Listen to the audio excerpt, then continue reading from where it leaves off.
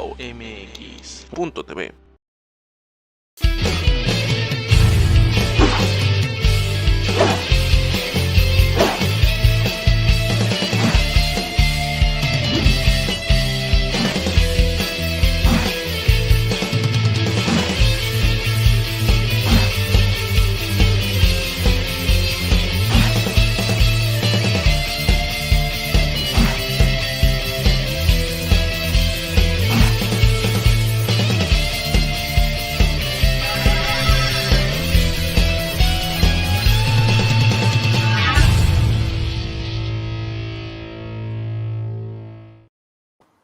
Hola, hola, muy buenos días, tardes, noches, depende la hora en la que estén viendo este programa. Bienvenidos una semana más aquí a La Disidencia. Es un gusto para mí saludarlos, soy Luis Berman y como cada semana, pues ya saben que tocamos temas bastante escabrosos en lo que está sucediendo en la vida política nacional. Ya saben que este gobierno día a día se esfuerza por darnos material, digamos, para estar desmenuzando con todos ustedes. Así que muchas gracias a toda nuestra audiencia que hace favor de acompañarnos. Primeramente quiero saludar a la gente que nos ve por nuestra casa, Wow TV, antes AzTL. Es un gusto que sigan aquí como cada semana, haciéndose cada vez más grande de todas las demás plataformas que nos hacen favor de acompañarnos, como es Observatorio Ciudadano, Alterno 180, mis propias redes de un tal Berman, las redes de Revista Panal, redes en Acción, la gente que viene de Atypical TV, de Chumel Torres, de Ángel Verdugo, en fin, muchas gracias por acompañarnos. Esta semana, bueno, pues empieza septiembre con todo, nos dio una sacudida para no variar y después del susto y un buen bolillo, aquí estamos listos para la disidencia. Vamos a tocar el día de hoy dos temas bastante interesantes. Por un lado, primero comenzaremos con la revocación de mandato. Pues resulta que comienza esta nueva legislatura y se aprueba la revocación. Para eso tenemos dos invitados que nos van a acompañar el día de hoy, que ya en un momento los vamos a presentar, que nos van a dar su punto de vista porque ellos están, digamos, como se dice vulgarmente, en el ojo del huracán. Y el segundo tema, no menos polémico, es precisamente la despenalización acerca del aborto. La Suprema Corte de Justicia de la Nación, pues resulta que despenaliza el aborto. Así que vamos a tocar estos temas, pues bastante polémicos, como ya dije, pero al mismo tiempo, pues muy delicados. Así que para ello, como cada semana, me acompaña mi querido hermano y amigo Octavio Catalán, a quien le doy la bienvenida y nos va a presentar a nuestros invitados. Mi hermanito, ¿cómo estás? Mi hermano, ¿cómo estás? Yo te tengo que decir algo muy importante el día de hoy, como decían en algunos programas, dígalo cantando. Mi hermano, feliz cumpleaños, mira, no eres tan huevón como siempre digo, cabrón, en tu cumpleaños cambiando, eso habla muy bien de ti, el trabajo enaltece, mi querido hermano, pues. Muchas gracias, mi hermanito. Tú estás más grande que Noroña, ¿verdad? Digo, la facha Pues, ya la tienes. Pues ahí nos vamos. Yo creo que somos más o menos de la edad. Contemporáneo. Oye, hermano, pues feliz cumpleaños, pásala muy bonito, una vuelta más al sol, mucha salud, mucha abundancia, que todo se te cumpla y que este sexenio se acabe lo más pronto posible, mi hermano, porque así envejece, veo que estás envejeciendo de manera más acelerada. Oye, hermanito, pues hoy tenemos un gran programazo, nos vamos a aventar un formato distinto a lo acostumbrado, vamos a hacer dos bloques, como ya anunciabas a la audiencia, y para el primer bloque vamos a tener a dos de los actores que estuvieron ayer en el ojo del huracán en la Cámara de Diputados, dos diputados federales, uno bueno, vamos a empezar, y mi querido, tendremos que entender que primero las damas, no es que seamos, que aplaudamos el feminismo, pero es una diferencia. Mi querida Tere, ¿cómo estás? Muy buenas, bueno, pues saben que este programa es grabado, muy buenos días, Tere, ¿cómo estás? ¿Cómo la pasas? ¿Ya en el frío de tu bella Toluca o sigues en la Ciudad de México? No, ya estamos en Toluca, en la Casa Ciudadana, tenemos actividades aquí que hacer, pues hay que recibir ciudadanos, hay presentar, tenemos una invitación aquí que les hemos hecho al Cabildo, a nuestro presidente electo de Toluca, y bueno, pues atendiendo, chambeando. Cuando no estoy en el Congreso, estoy en la Casa Ciudadana de Toluca, con mucho frío, y sí, mucho frío. Pues, Muchísimas gracias. Para quienes no ubiquen, Tere Castel es diputada federal por un distrito de los varios que tiene la ciudad de Toluca, y Tere Castel, bueno, es una mujer que en el Estado de México es reconocidísima porque, entre otras cosas, fue hace algún tiempo candidata a ser gobernadora de manera independiente. Entonces, es todo un caso, y es una mujer que la clase política la quiere, la respeta, y es parte de la alianza PRI-PAN-PRD de Va por México. Y por otra parte, bueno, no está en Jalisco, desde la tierra del tequila y del mariachi y algunos futbolistas, mi querido Mauro Garza. ¿Cómo estás, Mauro? Que también, bueno, ayer entraste fuerte al debate, mi querido Mauro. Partir este programa y saludar a todo el auditorio. Oigan, pues vamos a entrarle al tema. Se aprobó ayer, el día 7 de septiembre, en Cámara de Diputados, la ley de revocación de mandato, que sale de una manera muy accidentada, muy cuestionada, con muchos huecos jurídicos, con una gran cantidad de advertencias políticas, con una gran cantidad de columnas y de temas de investigación de académicos, de académicos, juristas, analistas. Lo primero que tenemos que tener claro es: no hay no hubo un dictamen de comisiones. El Cámara de Diputados se acaba de instalar el primero de septiembre en la sesión general del Congreso. Todavía no hay distribución de comisiones, y entonces entran a esta nueva legislatura, y lo primero que sucede el miércoles pasado es que pues prácticamente con un suceso histórico, sin que exista la herencia legislativa, pues los orillan, con la mayoría que tiene Morena, a votar el dictamen de juicio político, si bien recuerdo. Que no había, bueno, que había un dictamen que cuestionable si lo que hicieron los diputados de la legislatura pasada les es observable a ustedes, otro tema. Pero sucede que ayer llega la minuta de Cámara de Senadores de la revocación de mandato. Circunstancia que hemos venido platicando en este y otros espacios.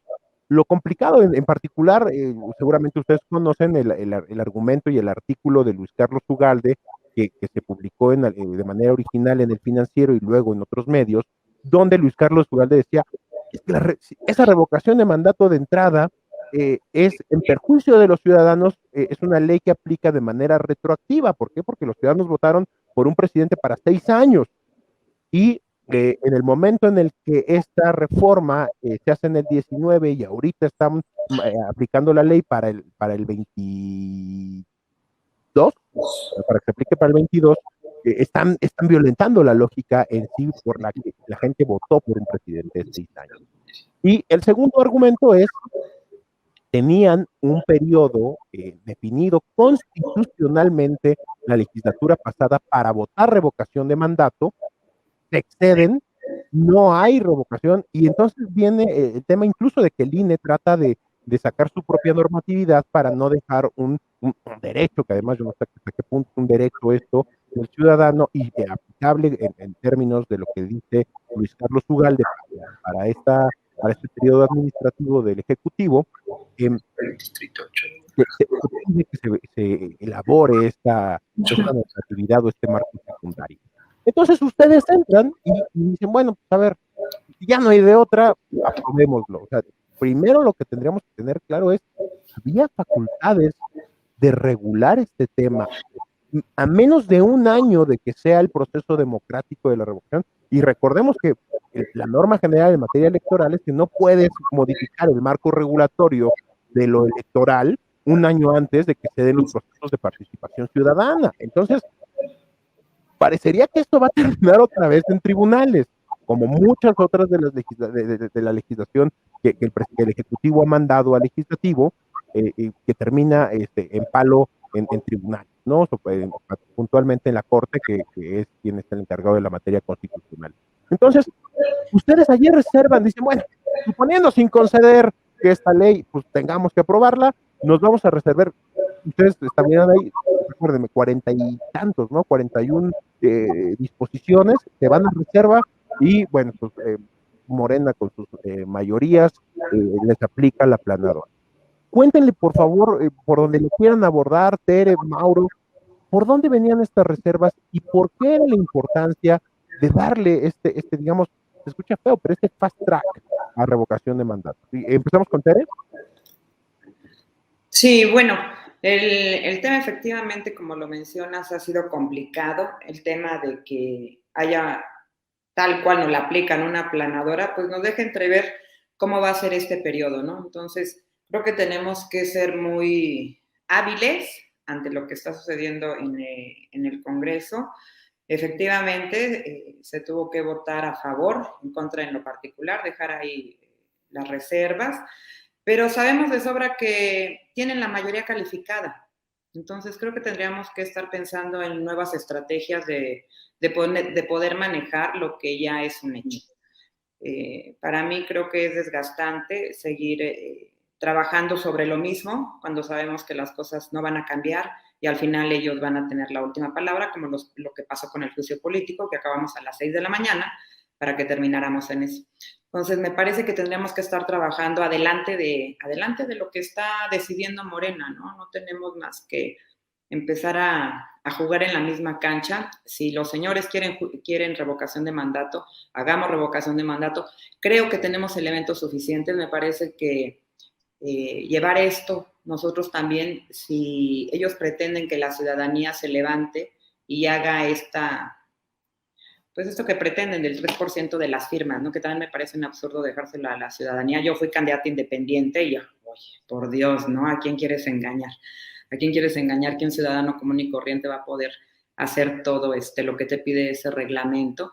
Me parece que tendríamos que estar ya en un bloque de oposición, viendo hacia adelante, viendo cómo vamos a enfrentar este tema de la revocación de mandato y si la quieren, bueno, pues tendremos que ya ir a esa guerra, ¿no? Y demostrarle a la gente el por qué sí tendría que estar yéndose López Obrador, ¿no? El por qué sí tendría que revocarse. ¿Por qué sí? Bueno, pues porque no hay salud, no hay empleo, tenemos tantos elementos que de verdad me parece mucho más interesante ir a luchar que ir a replegarme, ¿no? En lo particular. Creo que todo lo que podamos mencionar de las reservas y horas podríamos estar platicando, sabemos que ellos tienen ya la mayoría calificada, por eso es lo que hay que luchar, porque dentro de 3 años les quitemos esa mayoría calificada, pero hay que trabajar fuerte y alineados para estar al nivel de lo que ellos están proponiendo. Si nosotros seguimos manejándonos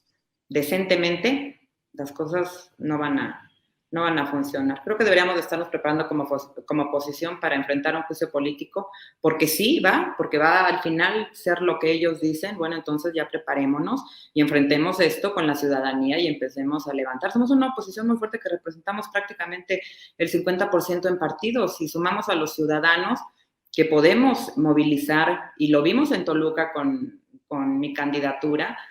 Mi candidatura fue muy sonada, fue la más votada y se gana por la participación ciudadana que sale, ¿no? Entonces, creo que lo podemos lograr.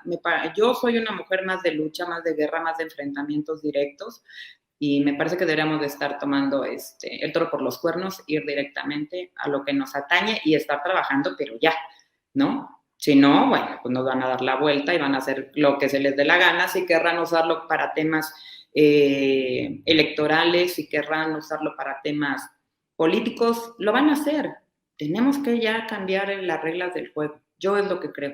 Eso me encanta lo que dices, cómo te ves y cómo te percibes, porque es lo que percibimos los mexicanos, o sea, son las mujeres de todos los partidos políticos. Ahí tienes, en el caso de la bancada naranja, Mauro, Ivonne Ortega es una mujer que batallas da, ¿no? Y en todos los partidos las mujeres han tomado un rol protagónico y como bien lo dices, aguerridas, con una batalla frontal y seria, y eso le hacía mucha falta al país, y no por estos rollos de la equidad de género, ni mucho menos. No, Ha habido mujeres en la vida política de nuestro país que han dado batallas francamente ejemplares. En el PAN, debo decirte que eran quizá los más cojos y les faltaban mujeres como tú y aplaudimos eso. Porque bueno, a ver, en el PRI pues, podríamos hablar de Dulce María, de Beatriz, hay una, no quiero omitir nombres, pero al menos hay 6 o 7 mujeres que han sido parte de la historia moderna de México, que han trazado muy claro las pautas y ojalá sigamos viendo mujeres que den esta batalla. Mi querido Mauro, tú viste, bueno, obviamente la visión de la revocación ha sido muy clara desde las entrevistas que se le hicieron a Dante, creo que en Tragaluz, en Latinus y en otros medios, pues la postura fue muy clara, esto es una farsa, esto es un juego de López. Entonces, el primer tema que tendría que preguntar de manera casi obligatoria es, ¿era necesario? O sea, de verdad, el momento político del país y el andamiaje jurídico necesitaba revocación de mandato. Bueno, ayer que tuve la oportunidad de estar en tribuna, pues en el posicionamiento que hacíamos era muy claro. Coincido completamente con Tere. Este gobierno ha sido un desastre en todos los sentidos. Tú hablabas hace un momento de que sin discusión, sin análisis, rodillas, con urgencia, han gobernado los últimos 3 años con un claro resentimiento.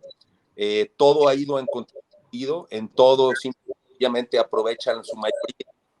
Y ahí vemos los resultados en materia de salud, en materia económica, en materia de seguridad. No tienen una sola presumir. En todas vamos terriblemente mal. En su lucha, que era primero los pobres, pues incrementaron según cifras 3.8 de millones los pobres, la cantidad de personas que perdieron su empleo, la cantidad de personas que pasaron a pobreza extrema, la cantidad de personas que ya estaban en la clase media, esa que tanto le lastima al presidente y que ahora ya forman parte de la pobreza y de las cifras de este país. Y pues obviamente que no era necesario, pero el presidente ha dejado muy claro que lo único que sabe hacer es estar en campaña. Entonces de ahí la necesidad y la urgencia de volverlo a hacer, ¿no? Obviamente pues es como gobierna, le gusta estar en tribuna, le gusta estar en confrontación, y desde la semana pasada y esta pues está muy claro cuál es el legislativo, sencillamente va a decidir modificar una sola cosa. Con el juicio, un juicio político, como hicieron el día de ayer, presentamos, ellos presentan simple y sencillamente para tomar micrófono, para salir a leer un discurso que les dan hablando de la gran persona que es el presidente y de lo maravilloso que ha sido para nuestro país, según ellos, y pues después desechan esas reservas, obviamente están cumpliendo con el tiempo y la forma de seguir hablando de su cuarta transformación. Nos gritan traidores, y yo creo que pues los traidores realmente pues son ellos, que son los que han traicionado, sobre todo a los que menos tienen, que les dieron su confianza y su esperanza, que hoy están peor que nunca. Hermanito, ¿quieres hacer alguna pregunta o nos seguimos sobre lo que han estado platicando? No, pues yo quisiera conocer el punto de vista de ambos acerca de la ciudadanía está un tanto confundida. La ciudadanía de pronto escucha por un lado el apoyo a la revocación de mandato, por otro lado hay quien dice esto es hacerle el caldo gordo a López Obrador y de pronto hay una confusión entre la ciudadanía, decir, bueno, sí participo, no participo, jalo a mi gente para que apoye, para que esté en contra. Incluso comunicadores quienes tienen la misma postura en cuanto a quienes se están dirigiendo y dicen, yo creo que esto no sirve, la revocación de mandato no es favorable para el país, hay quienes sí. ¿Qué le dirían ustedes, cada uno por su lado, a la ciudadanía? ¿Qué es lo que ustedes piensan que la ciudadanía debería tener en cuenta para inclinarse hacia un lado o hacia otro? Yo enriquecería todavía, complementaría la pregunta de Berman, sabiendo que, por ejemplo, esta reforma viene más o menos consensada desde el Senado. Es decir, el propio Damián Cepeda, Acción Nacional, algunos miembros de MC dijeron, bueno, a ver, el resultado no fue tan desastroso, ¿no? Dentro de lo lo cuestionable que es en sí misma la figura de revocación, el resultado de la ley no fue tan desastroso, ¿no? Digamos, tiene un primer check. Pero lo que dice Berman es bien importante. ¿Qué le retransmiten a la ciudadanía en 2, 3 minutos cada uno? De por qué esto vale o no vale la pena, porque en lo general se votó a favor la ley. Quiere decir que en los detalles, dicen por ahí, está el demonio. Y cuando yo platicaba con algunos legisladores, justo el día de ayer en la Cámara de Morena, les decía, oye, ¿de verdad estás de acuerdo en esto? Y me decían, ¿en lo personal o como grupo parlamentario? Porque como Exacto. grupo parlamentario no me queda de otra, pero en lo personal veo que esto es peligroso. Veo que es peligroso y no para López Obrador, para el que venga. Y si este juego perverso se hace con movilizaciones para tirar gobernadores, va a ser bien, bien, bien peligroso. Entonces, ¿qué le quieren compartir a la ciudadanía, pues no solamente al electorado que los votó en sus distritos electorales, sino hoy son responsables de la legislación federal, ¿no? Entonces, ¿qué le dirían? ¿Dónde estaría, digamos, como dicen por ahí, el demonio en los detalles? Así es. Tere, ¿quieres empezar? Tienes mute en tu... A ver, te quito Tu micrófono. Ajá. En mi voto a favor, y por qué yo fui por el sí, porque creo que como ciudadanos tenemos una herramienta que nos sirve también para medir y para que se mida un político. Creo que mi proceso de ser ya partidista con el PAN, que me siento muy orgulloso también de hacerlo, pero creo que también es necesario tener mediciones para los políticos. La revocación de mandato es indispensable no solamente para un presidente, sino para cualquiera hoy. ¿Por qué no los medimos como medimos a los empleados? Yo soy empresaria y a mí no me parece que tengamos gente que no está dando resultados. Y la gente no está dando resultados, pues tiene que irse, porque promete, porque roban, porque desvían, porque hacen fraudes y al final de cuentas siguen en los cargos. No vamos, creo que, a mejorar nuestros gobiernos si no tenemos una manera nosotros de que rindan cuentas. Si esto va a ser una manera de poderles poner la medida para que den resultados, pues sería el inicio entonces de un gobierno diferente. Yo lo veo así, yo no lo veo como un peligro. Yo lo veo como el inicio de ponerle la medida a cada uno de los que lleguen, ¿no? O sea, no me puedes estar dando pérdidas y pérdidas y pérdidas cuando eres un empleado que se te contrató para dar resultados en un gobierno, como el caso del presidente, ¿no? O sea, me das pérdidas y en una empresa cualquiera tú corres a quien te da pérdidas. Aquí no pasa nada, aquí al contrario. Creo que sería el inicio de una nueva manera de llevar políticas públicas y de medirlos a quienes son funcionarios. A mí me gusta mucho este tema de haber llegado a la legislatura, porque como empresaria y como ciudadana siempre me parecía injusto, ¿no? Todo lo que yo veía y cómo se movían los gobiernos. Ya no puede ser posible que pongan a los cuates, compadres y amigos en cargos que no tienen perfil de nada. O sea, no puede ser posible que uno sea hoy un día un director de un aeropuerto y al rato sea un secretario del trabajo y al rato lo veas en una secretaría de Estado. Es un absurdo. Entonces, si esto es el inicio de que nosotros le podamos poner una medida, ¿por qué no a la revocación de mandato cuando un hombre como López Obrador tiene mucho para llevarlo a juicio político? O sea, ¿por qué no? O sea, yo como ciudadana tendría grandes elementos para poder llegar a la ciudadanía con todo lo que este hombre está haciendo. Entonces, me parece que en lo personal, como ciudadana, yo sí voy por darles ya la línea a cada político y a cada funcionario que no dé resultados, tendrá que irse. Pero pues claro que es un proceso y claro que tendremos que transitar y no será fácil, pero yo no veo otra manera de que nuestro país cambie, de que nuestras políticas públicas cambien. Ahora, si este señor se está poniendo la soga en el cuello y se da el balazo solo, pues ¿qué esperamos para aprovecharlo? O sea, me parece excelente lo que él está haciendo. Él cada vez va peor. Yo no sé si está enfermo, pero me parece que todo lo que hace lo hace para golpearse y golpearse y golpearse. Solamente una mente enferma puede estar haciendo tantas cosas para retroceder en el gusto de la ciudadanía que lo votó. Y las encuestas, yo no sé a dónde llevan las encuestas ni a quién le preguntan. La gente no está contenta, la gente tiene mucha decepción, la gente no tiene seguro popular, la gente no tiene guardería, no tiene trabajo, la gente está mal de verdad en México y ellos siguen en su sueño. Les va a pasar lo mismo que pasó con Toluca. Todo el mundo decía y los periodistas decían que iban a ganar y que iban a ganar porque estaban con ellos y mentira, les decía, yo ando en la calle, yo estoy en las comunidades más necesitadas y la gente no los quiere, ya no los quiere aquí, están decepcionados, quieren de regreso lo que tenía. Entonces, para mí es la mejor oportunidad de llevar a esta gente y ponerle una medida ya a estos funcionarios ladrones, ¿no? Y corruptos, que al final nunca pasa nada. Nos quedamos los ciudadanos siempre con un palmo de narices. Bueno, pues saquemos de provecho, pero obviamente hay que movilizar redes sociales, hay que movilizar una gran campaña de comunicación para que podamos hacer que la ciudadanía entienda que hoy sí tenemos una herramienta que jamás alguien nos la había puesto en las manos. Y le está poniendo este señor que es el peor, el más corrupto, el más traidor de todos los que se hayan puesto en ese cargo. Ese señor ha dejado sin salud a millones, ha dejado sin salud ha dejado sin empleo a millones, ha dejado sin negocios a millones. O sea, ¿qué estamos esperando nosotros para que nuestro México entonces avance? Yo sé que no es difícil, que puede ser una trampa, pues sí, pero hay que entrarle. O sea, no podemos estar esperando que porque sí es electorero, que porque sí es un tema de que quiere estar siempre en la campaña o quiere levantar, no sé, el odio entre nosotros. Suficiente, tenemos tantas herramientas, le ha pegado a todo, le ha pegado al sector más pobre, al medio, al alto, a todos. Yo creo que sí podemos hacer una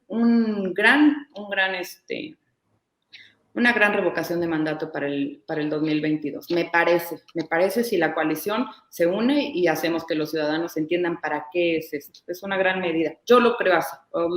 Es mi estilo, ¿no? No soy mucho de echarme para atrás. Más bien es ir sobre lo que tenemos, sacar lo mejor que encontramos, y yo creo que lo mejor que encontramos es un excelente momento para que este hombre salga, y si no sale, por lo menos que quede claro que no lo queremos. Eso también sería algo muy, muy importante, ¿no? Demostrar que no lo queremos. Oye Mauro, digo, prácticamente para cerrar este bloque y con tu participación, sobre lo que dice Tere, ¿no crees que de alguna manera traiga una especie de jiribilla, o sea, un dardo, un regalo envenenado de López a la oposición, este tema de la revocación? A ver, obviamente coincido en gran medida con lo que menciona Tere. Yo creo que también el Movimiento Ciudadano ha actuado. Bien, el presidente cree que todo lo inventó él y se le olvida que estos ejercicios también ya se han realizado en Jalisco. Se hizo concretamente en el caso de Tlajomulco con hoy el gobernador Alfaro en el 2010. Se hizo en Guadalajara y se ha hecho en toda la zona metropolitana donde ha gobernado el Movimiento Ciudadano, y creo que es un ejercicio que coincido con Tere, que la ciudadanía tiene el derecho a manifestarse, a expresar si está de acuerdo con la manera de gobernar y con los resultados.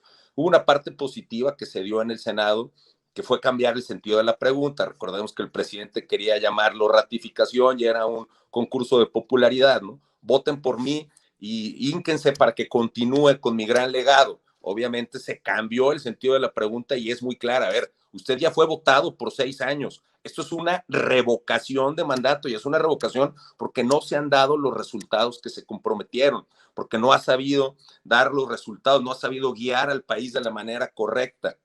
Yo creo que eso también hay que entenderlo. Es un ejercicio no de ratificación, es un ejercicio de revocación, y así hay que mandarlo y así hay que manejarlo. Obviamente, en esta cuestión del presidente que gana, pues que simple y sencillamente, lejos de poder estar discutiendo gran parte de los problemas importantes del país, que ya los hemos manifestado tanto Tere como un servidor, y ustedes también los conocen, y solo basta salir a la calle y preguntarlos, como el tema de seguridad. No es posible que hoy no estemos hablando de feminicidios cuando tenemos 11 al día.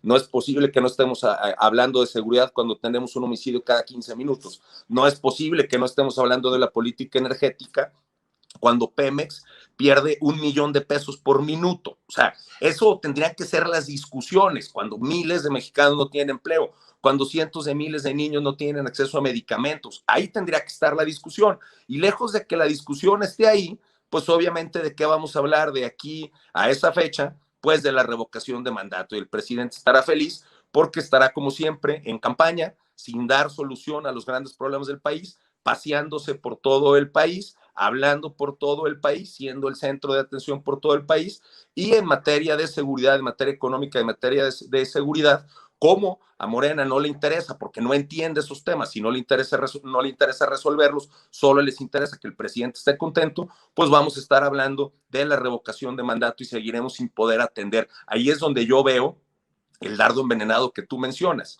¿no? Que las problemáticas del país no estarán en el centro de la discusión, y en el centro de la discusión de nueva cuenta estará la figura del presidente que tanto daño le ha hecho a nuestro país. Pues amigos, este bloque lo vamos a concluir porque el otro tema que está rudo es el de la resolución de la Corte en materia de aborto.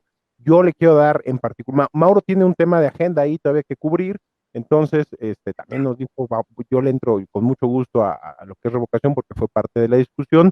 Tere probablemente se quede al tema del aborto, pero Mauro, pues muchas gracias ahí.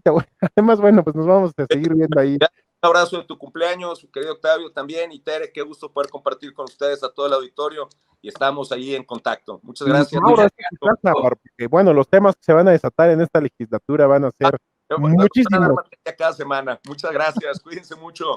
Abrazo, Mauro. Vamos a un corte, Germán, tú lo mandas y regresamos con nuestro siguiente invitado también para entrarle al tema del tema del aborto, ¿no?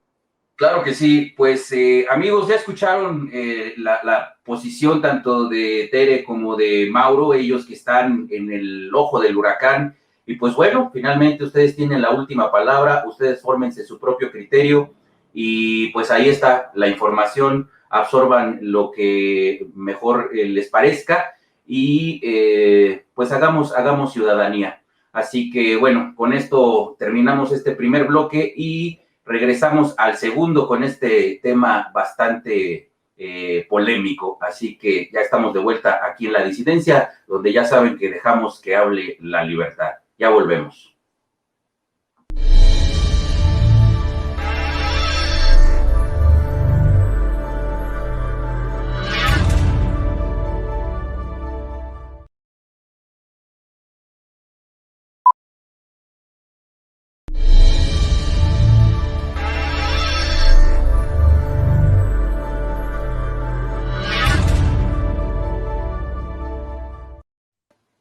Pues bueno, ya estamos de vuelta aquí en La Disidencia, gracias por continuar con nosotros y pues entremos de lleno a este tema que sin duda es muy polémico, un tema a tratarse con pinzas porque es un tema que se le puede ver desde distintos ángulos, tiene distintas lecturas, así que pues bueno, empecemos con este tema. Para ello también, mi querido Octavio, nos vas a presentar a un invitado que se une a la mesa. Adelante, mi hermanito.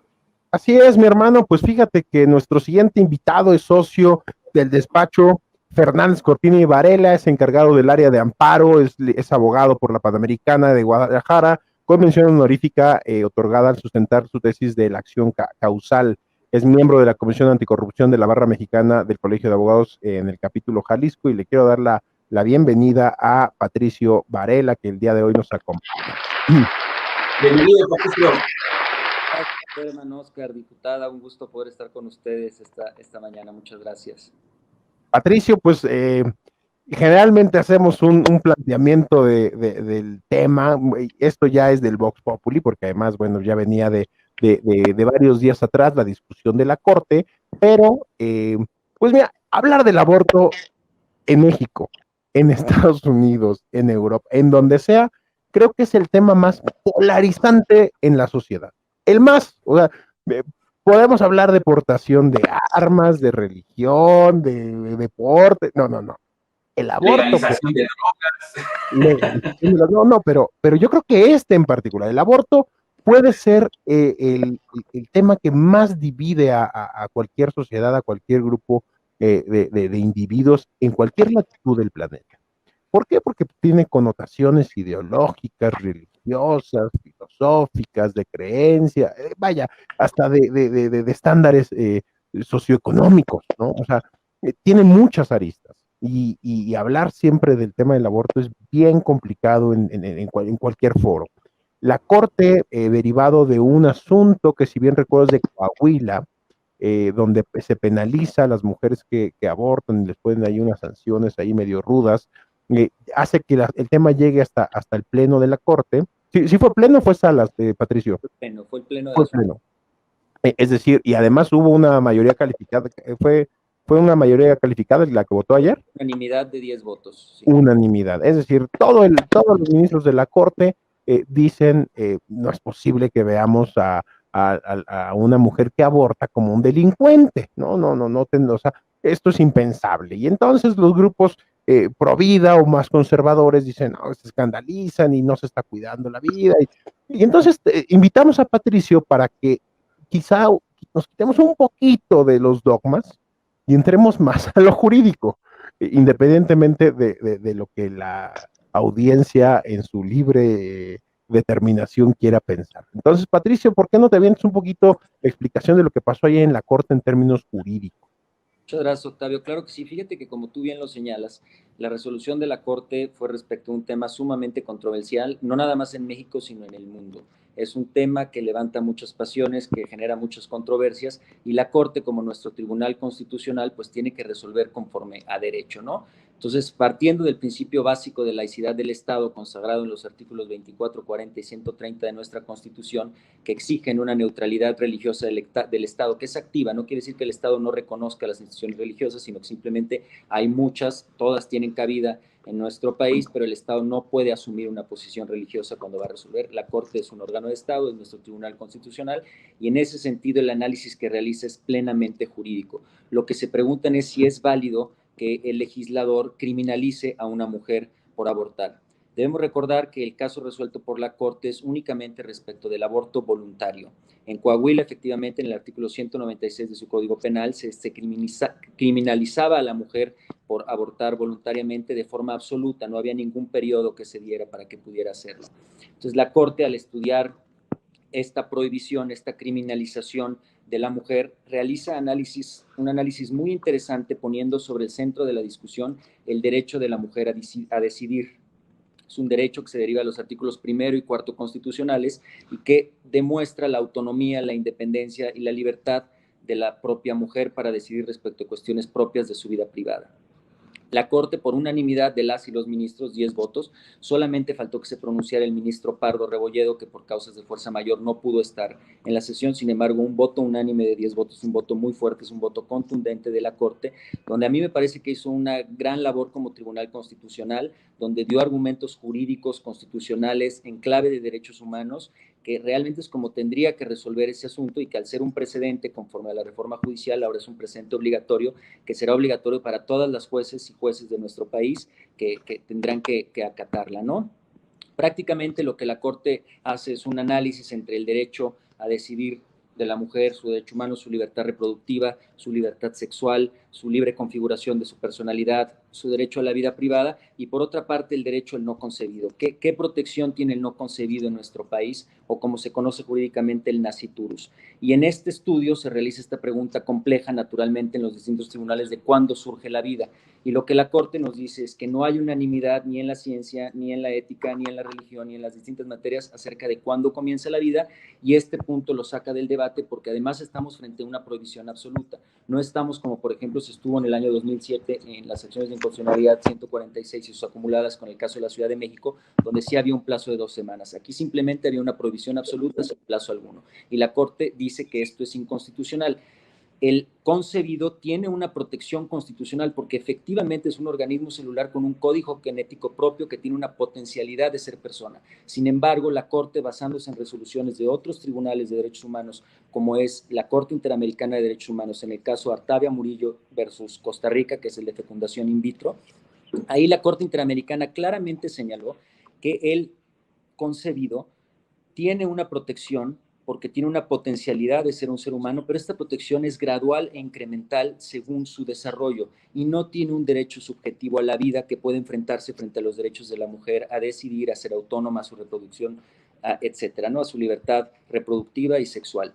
Entonces, la Corte Interamericana en este caso ya había fijado los alcances de protección al concebido que la Corte Mexicana de nueva cuenta retoma. También el Tribunal Europeo de Derechos Humanos, en el caso Bo versus Francia, estableció que el concebido, bajo principio de dignidad humana por su potencialidad de convertirse en una persona, debe tener una protección, pero esa protección no le da un derecho absoluto sobre la vida que puede enfrentarse o sobrepasar los derechos de una mujer a decidir libremente a su vida privada, ¿no? Entonces, realmente la resolución de la Corte es consistente con lo que los demás tribunales de derechos humanos... Espérame, te quiero hacer una pausa y te quiero hacer una pregunta porque quiero llevarlo a los términos, a los conceptos filosóficos mayúsculos.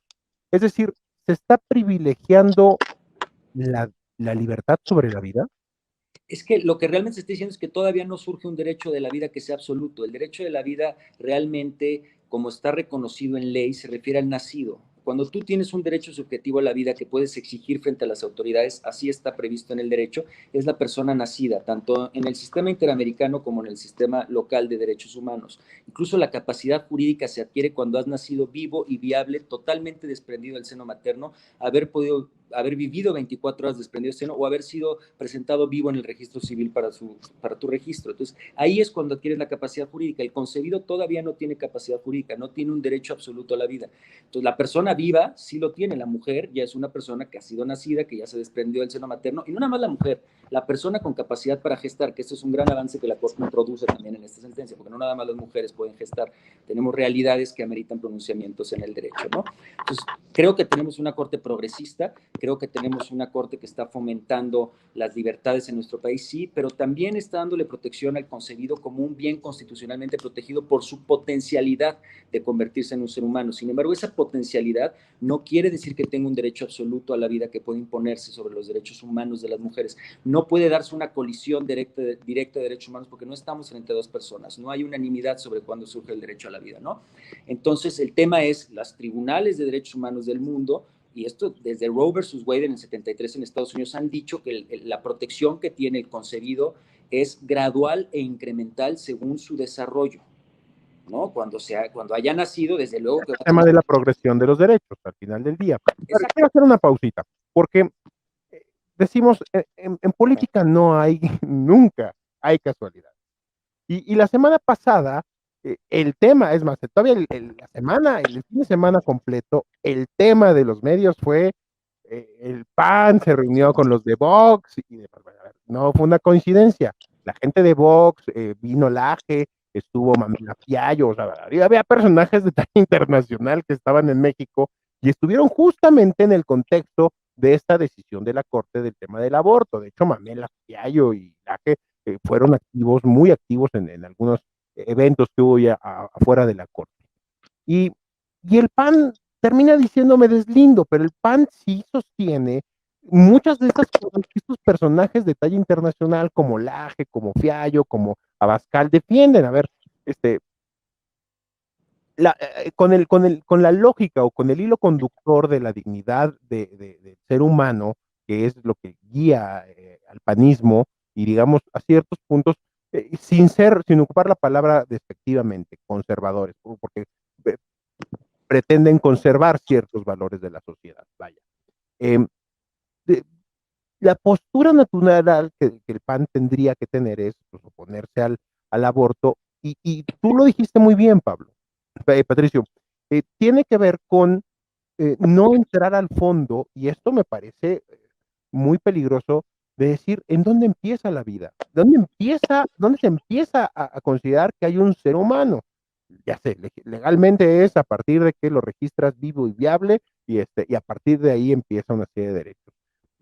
Y no quisiéramos llevar esto a un argumento reduccionista, ¿no? O sea, de que, bueno, pues entonces esas células que prácticamente tienen manos, piernas, ojos, corazón, un sistema nervioso central, el sistema nervioso central hasta cierto punto de la formación del feto, pues lo vas a dejar desprotegido, porque escuchando tu argumentación completa, y que además, bueno, pues, probablemente hoy diríamos la tuya, la de la Corte, en concordancia con precedentes internacionales, pues sí están diciendo, o sea, tienes el derecho a la vida a partir de que estás vivo, ¿no?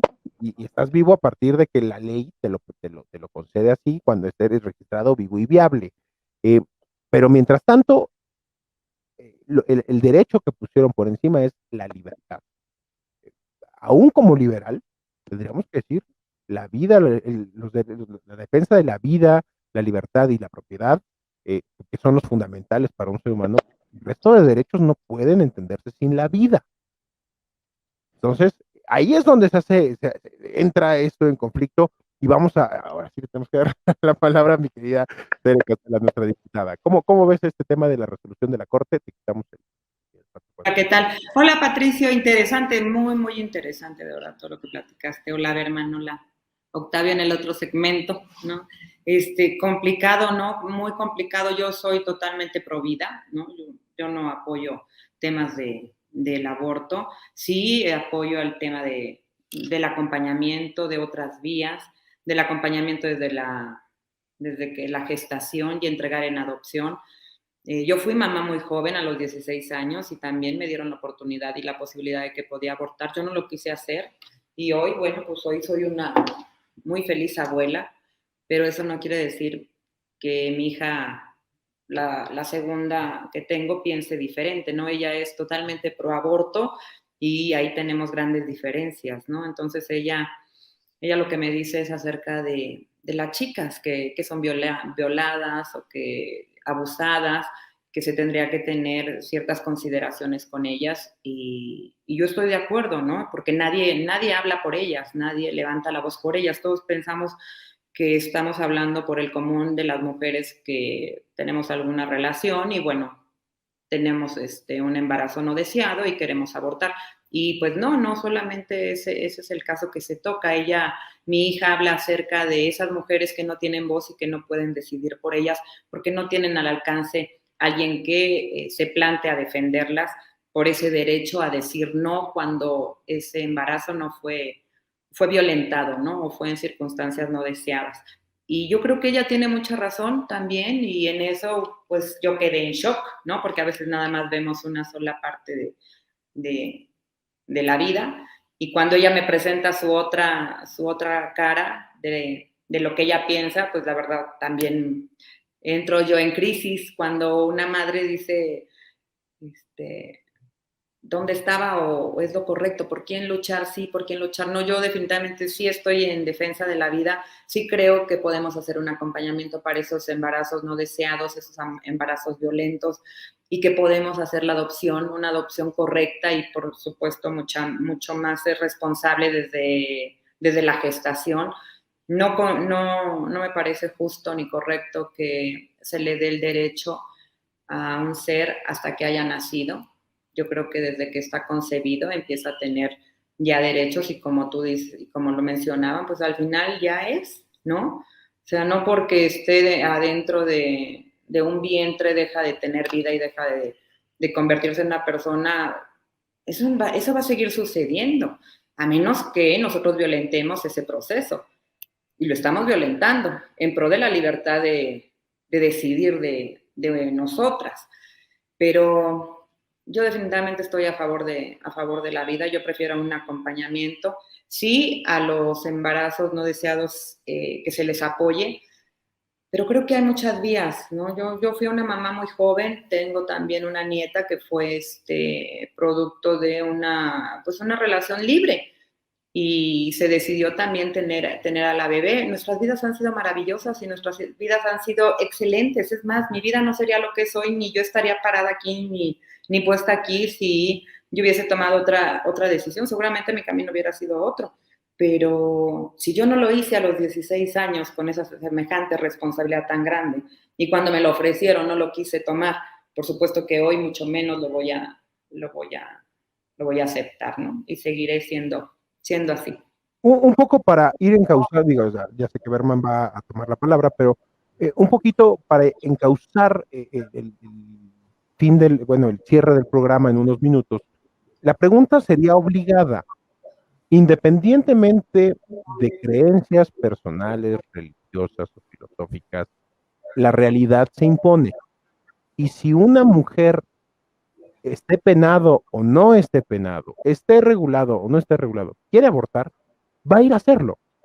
Y entonces eso se convierte en un tema de política sanitaria, políticas públicas.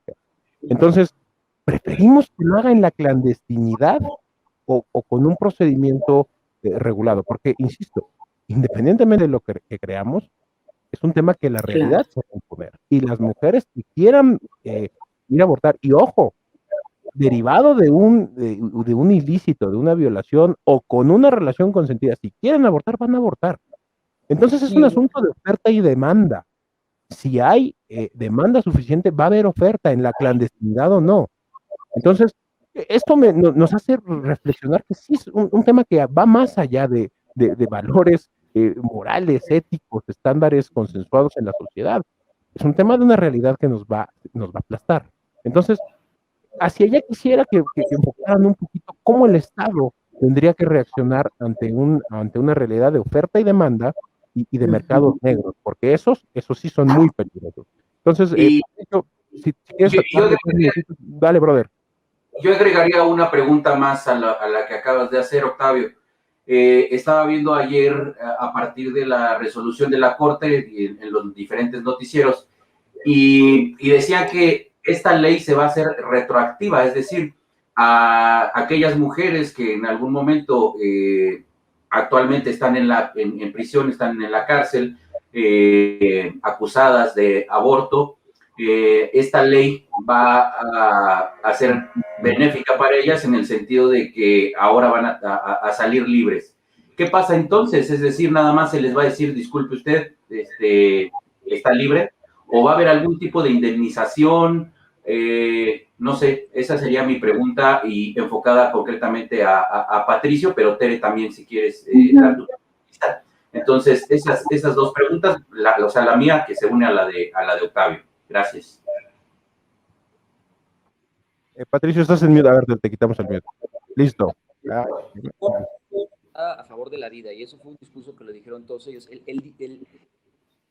Ahora sí que el debate está en la dignidad humana de las mujeres y las personas que también tienen una dignidad, ¿no? Y la Corte sí da una protección al concebido, no dice que esté totalmente desprotegido o que no tenga ningún derecho, no. A lo que me refiero es que todos los derechos humanos los adquirimos con el nacimiento de forma plena y podemos exigir su respeto de parte del Estado.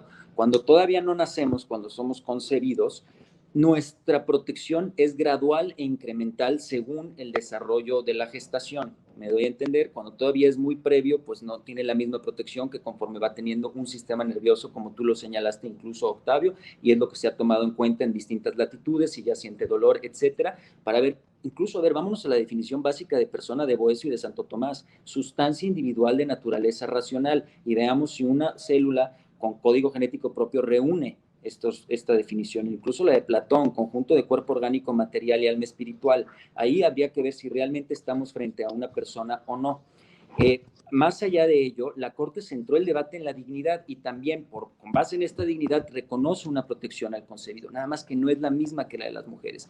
Y el derecho a decidir es para decidir continuarlo, como lo hizo la diputada, que me parece magnífico, o interrumpirlo. No nada más se puede tener un derecho a decidir en un solo sentido, porque las mujeres no son vehículos de procreación, no son instrumentos de procreación, son autónomas y fines en sí mismos, y tienen que tener ese derecho para decir. Criminalizarlas por tener que tomar la decisión de abortar es una medida inconstitucional e inconvencional. No es la solución que el Estado tiene que proveer. Criminalidad. Las mujeres no se embarazan para abortar, no es el fin para el cual lo hacen. Es una decisión muy difícil que involucra múltiples aspectos, y criminalizarlas además por eso es una grave injusticia y además una grave inconstitucionalidad. Es lo que la Corte está reconociendo, pero la dignidad humana ha estado siempre en el centro de la discusión. Me parece que la Corte hizo un gran trabajo, tanto la sentencia como las sesiones de la Corte son interesantísimas. Los argumentos que dieron las y los ministros están a la altura de los más altos tribunales constitucionales de cualquier país, y en eso yo felicito que tengamos una Corte así.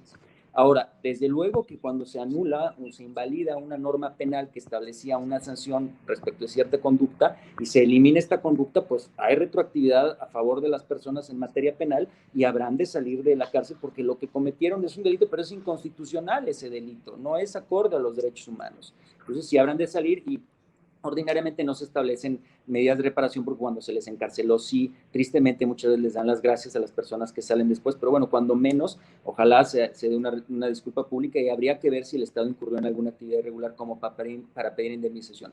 No es lo ortodoxo, lo ortodoxo va a ser que sí se les libere, y a mí me parece genial, pues, porque no creo que un Estado de derechos humanos como el nuestro, porque hay que leer nuestra Constitución, independientemente de nuestras posiciones personales, religiosas, morales, éticas o intelectuales, tenemos que saber que estamos en un Estado constitucional, democrático, diverso, donde esa diversidad tiene que ser bien aceptada, bien recibida y donde el respeto es el fundamento de todas nuestras relaciones, porque si no, no vamos a poder salir adelante como una sociedad, ¿no? Y creo que la Corte hizo un gran trabajo. Oye, déjame disentir en este sentido contigo, Patricio, porque cuando la Corte tiene que ver asuntos de presupuesto y de algunos políticos, es más bananera que algunos países centroamericanos, ¿eh? Esta Corte, estas disertaciones no se dan todos los días en la Suprema Corte de Justicia. Muy buenos son los que están sobre la mesa. Ya en otros asuntos a lo mejor no se resuelve igual, ¿no? Pero la verdad es que si uno las escucha y los escucha, sus argumentos fueron extraordinarios, verdaderamente argumentos en clave de derechos, que es como tenía que resolver la Corte, ¿no? Dejando fuera otras percepciones, incluso personales de las y los ministros, ¿eh? Y eso me parece una labor encomiable, porque es un tribunal constitucional, ¿no? Querida Tere, tuviste el privilegio de abrir con tu participación en el programa y también tendrás el privilegio de tener la última sentencia, mi querida Tere. Déjame abrirte el micrófono. He aprendido muchísimo ahorita, Patricio, te agradezco, ¿no? Pues empezar pues a ver diferentes formas, ¿no? De cómo piensan también los hombres acerca de esto. Tu presentación y todo lo que nos has dicho ahorita, pues me deja muchísimas cosas que aprender y para analizar. Te lo agradezco, de verdad les agradezco la invitación, Octavio, Berman, de verdad, para mí es tan fresco, me siento tan bien escuchando y aprendiendo tanto de todos ustedes. Creo que sí, definitivamente no deben de criminalizar a las mujeres. Creo que es un tema más de conciencia, más un tema de una decisión personal. Al final, pues a nosotros nos acompañará esa decisión. Yo he sido muy cercana de mujeres que han tomado este tipo de decisiones y no es fácil, ¿no? Yo creo que en su conciencia cargan un gran peso y bueno, pues entonces que sea así como se juzgue, si así es como lo dicta la ley, pues adelante y que en cada una de nosotras quede entonces pues ese cargo, si habrá ser para mejorar o para cambiar nuestras formas de tomar decisiones cuando tengamos que decidir dar o no la vida a alguien o cuidarnos. No sé, la verdad es tan complicado, pero celebro que esas mujeres salgan hoy, la verdad lo celebro mucho, me da mucho gusto. Celebro también de que no sean criminalizadas y trabajaremos mucho por ver los temas de la salud, porque sí es un gran problema, Octavio. Trabajaré mucho en un tema de educación, porque también me queda claro que el pensamiento que hoy tenemos de nuestras nuevas generaciones es tan distinto al que nosotras teníamos, ¿no? Es tan lejano, una gran brecha, y tener que aprender a convivir y cómo poder dialogar con nuestras nuevas generaciones para hacer unas leyes más acorde a lo que estamos viviendo hoy en día, aunque no sean las de nuestros tiempos o las de mis tiempos. Te agradezco mucho, Patricia, y les agradezco muchísimo a todos. Mi querida Tere, pues yo creo que el problema fundamental de esto es que nuestra Carta Magna está llena de bonitos deseos y un montón de derechos, pero obligaciones veo poquitas, ¿no? Y el problema de darle al ciudadano cada vez más derechos sin la contraparte de la obligación, como en este caso, tener un mínimo grado de educación sexual, híjole, es bien peligroso. Berman, para cerrar tu cumpleaños y para cerrar este programa. Ay, cumpleaños, Berman, perdón. Gracias. Te quiero hacer una pregunta puntillosa de tu abuelito. Tu abuelito se aventó un comentario en su show cómico mañanero, cuando le preguntaban del tema del aborto, y le decían, ya sabes que le encanta evadir la realidad, que las mujeres decidan, que el pueblo decida. O sea, ¿qué chingados se está refiriendo tu abuelo, cabrón? Que las mujeres van a hacer una especie de manifestación y a mano alzada, como le gusta, van a decidir sobre el tema de la voz. O sea, ¿qué chingados le pasaba en la cabeza a tu abuelo? Mira, es que finalmente él, lo hemos visto desde que llegó, desde el 2018, que él se lava las manos, ¿no? Y su idea es que el pueblo decida para que yo no tenga responsabilidad, ¿no? Entonces, todas las decisiones que se tomen en adelante a partir de que llegó, él así con la mano en la cintura y lavándose las manos. Es un buen ciudadano mexicano, muchos derechos, pocas obligaciones. Exacto. Pero bueno, pues muchas gracias, Tere, muchas gracias por acompañarnos, muchas gracias, Mauricio. De verdad que ha sido un programa bastante nutrido de ideas, de puntos de vista, que evidentemente a nuestra audiencia le va a quedar mucho material para reflexionar, que creo que eso es lo importante, eso es lo interesante. Muchas gracias, mi hermanito Octavio. Y pues a ustedes, queridos amigos, que como cada semana hacen favor de acompañarnos aquí en La Disidencia, espero que haya sido de su agrado.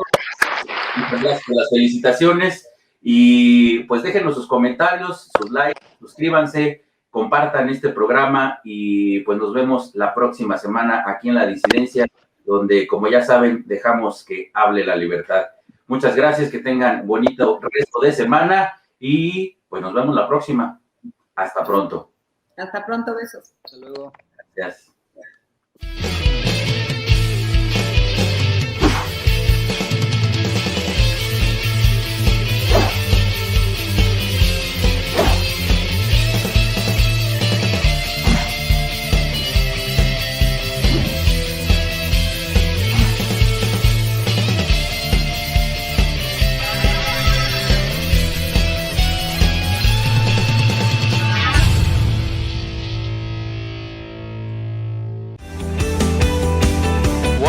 MX.tv.